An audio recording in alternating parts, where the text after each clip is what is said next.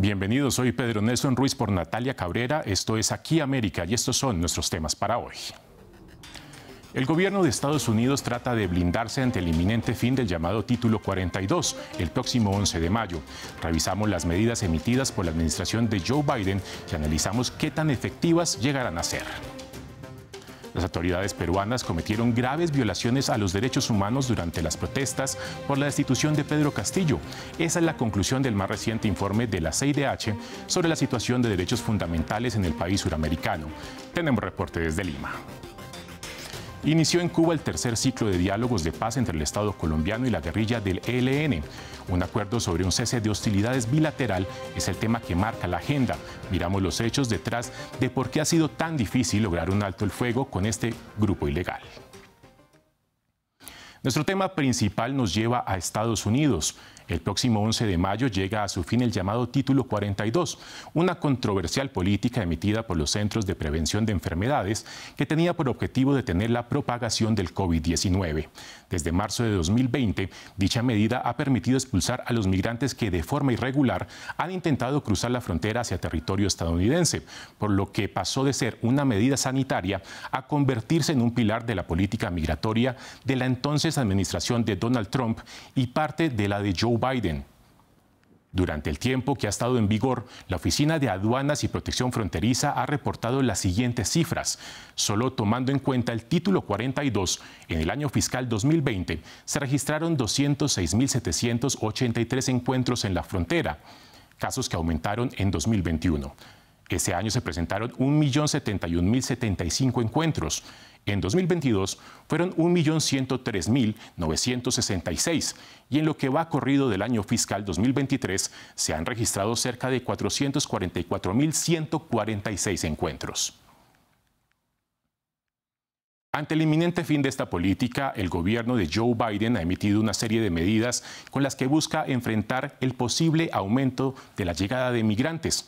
Una de ellas es la creación de los llamados centros de procesamiento de inmigrantes en países de América Latina, las primeras naciones donde se abrirán estos puestos para aliviar la presión sobre la frontera sur son Colombia y Guatemala. El plan es que desde estas locaciones se procesarán las solicitudes de asilo antes que los migrantes lleguen a la frontera entre Estados Unidos y México. Pero las medidas también tienen un componente de seguridad. El Pentágono, ante una petición del Departamento de Seguridad Nacional, aprobó el envío de un contingente de 1.500 militares a la frontera sur. Según la Casa Blanca, el personal ayudará en labores administrativas y no ejercerán funciones policiales ni tendrán contacto con los migrantes. Previamente hablamos con el analista internacional Eric Fajardo, con quien conversamos sobre el balance que dejan los más de 3 años que ha estado vigente esta política. Durante la pandemia no hubo, que entienda yo, una sobredemanda de ingreso en los Estados Unidos.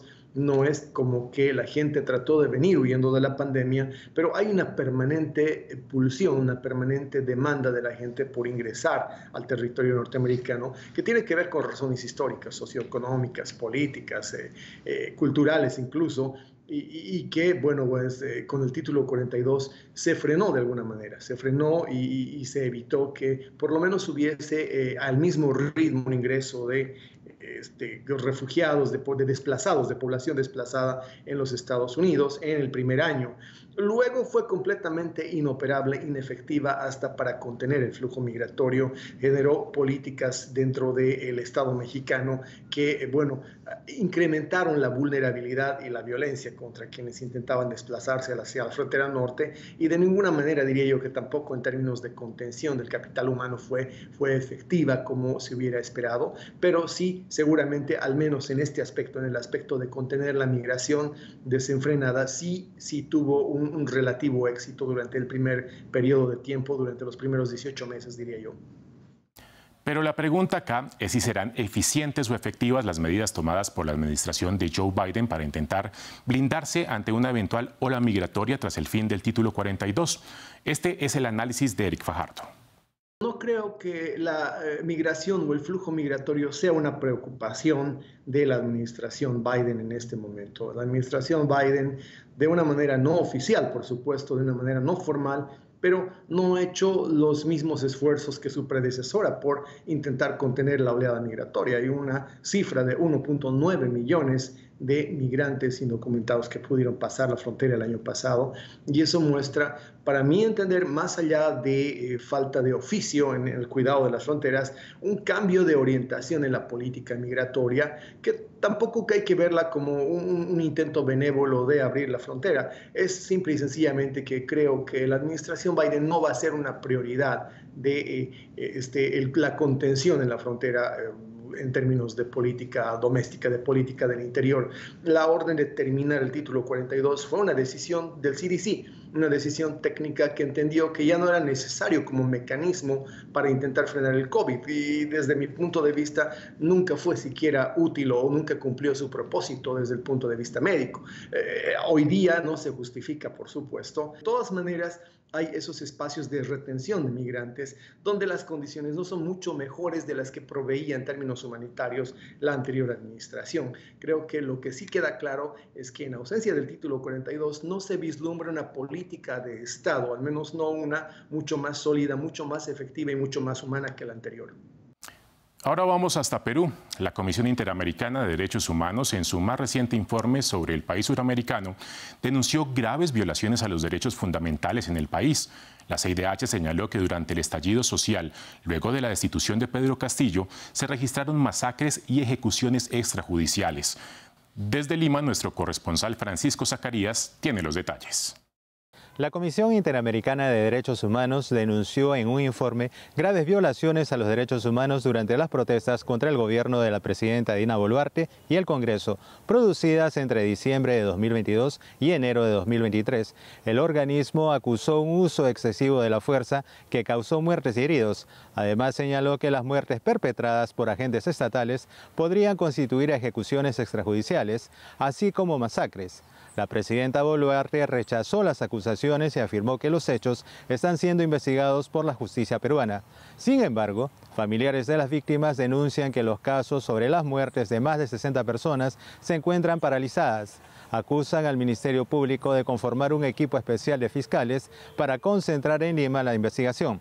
Así, las investigaciones fiscales en las regiones están siendo trasladadas, lo cual altera lo poco que se había avanzado.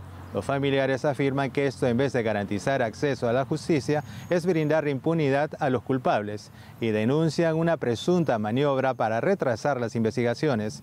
Al respecto, la fiscal general de Perú, Patricia Benavides, ha pedido tener confianza en la indagación que realiza el equipo especial.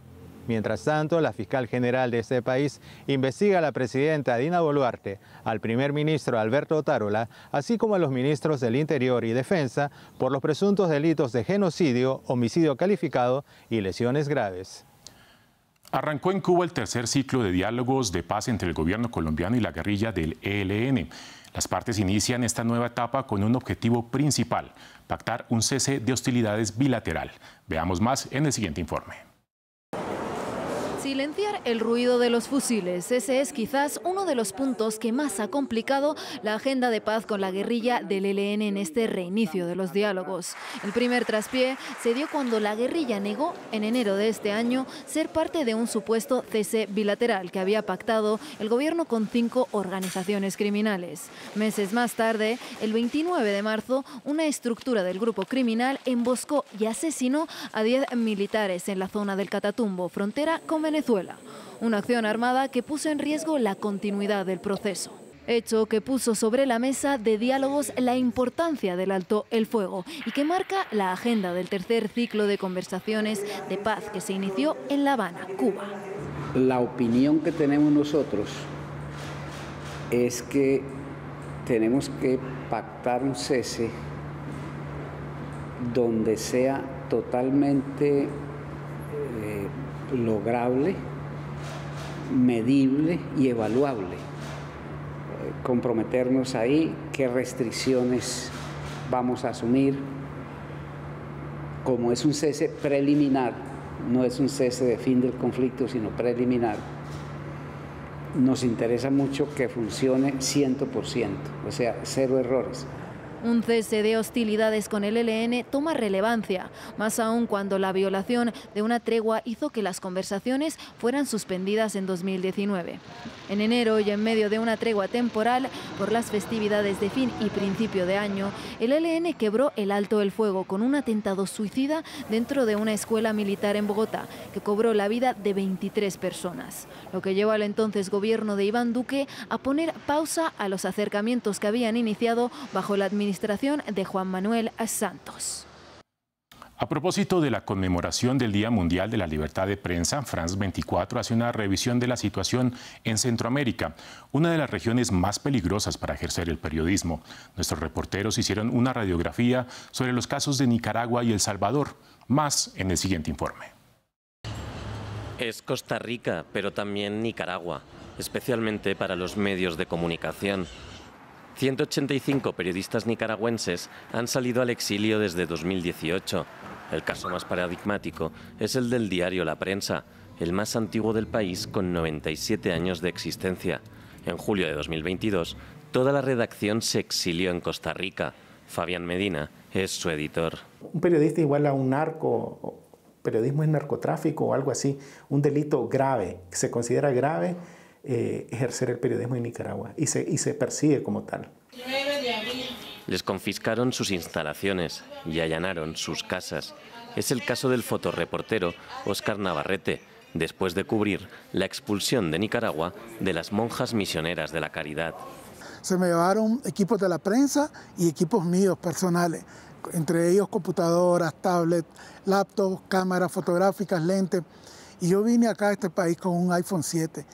Y eso no me detuvo de seguir haciendo periodismo gráfico.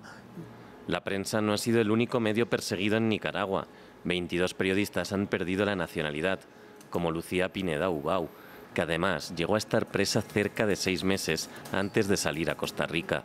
Su medio, 100% Noticias, fue confiscado. También su casa. Hemos sido encarcelados, hemos sido robados nuestros medios de comunicación, nos han robado la nacionalidad, nos han despojado de nuestros pasaportes, nos han perseguido incluso. La persecución contra la prensa se filtra por las fronteras centroamericanas, como en El Salvador de Nayib Bukele. El Faro, uno de los referentes en investigación de América Latina, ha decidido mover su operación administrativa y legal, también a Costa Rica. Sergio Arauz es uno de sus directivos. También forma parte de la Asociación de Periodistas de El Salvador. Estamos en un momento muy crítico. Desde hace algunos años creo yo que el buquelismo ha montado un escenario dispuesto para restringir la labor de los periodistas y de los medios. Honduras y Guatemala tampoco escapan de la persecución contra la prensa, convirtiendo a Centroamérica en una zona roja para aquellos que se atreven a fiscalizar al poder. Gracias por acompañarnos en esta emisión de Aquí América. Pueden enviarnos sus comentarios en redes sociales a la dirección que ven en su pantalla. En la producción estuvo Andrés Doncel y Alba Santana. Pueden ver esta emisión y las anteriores en nuestra página web france24.com.